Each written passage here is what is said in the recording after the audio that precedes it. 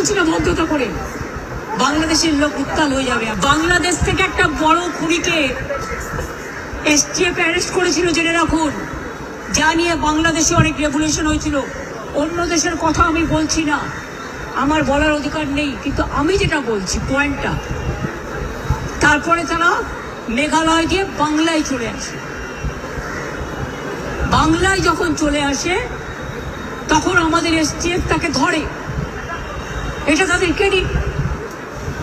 তারপরে home minister নিজে আমাকে ফোন করে বলছেন, এতদিন তো কই আমি বলিনি, মুখ করিনি, আজকে অত্যাচারের শেষ সীমায় গেছেন বলে। কারণ এটা জানে, আমি এখনো নামটা বলছি না ভদ্রতা করে, বাংলাদেশের লোক উত্তাল হয়ে যাবে। আমি সেটা চাই না, আমি দেশকে ভালোবাসি। না বলবো না দেশের স্বার্থে। কি বললেন?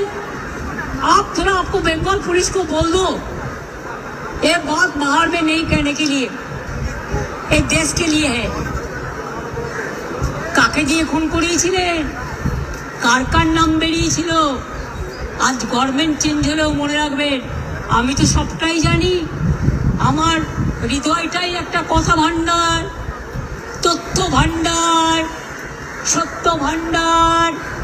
আমি তো সম্পদের ভয়ে কর্মীদের জলে ভাসিয়ে দিয়ে দল ছেড়ে চলে যাব না। আমার তো অ্যাক্সিডেন্ট লাগতো,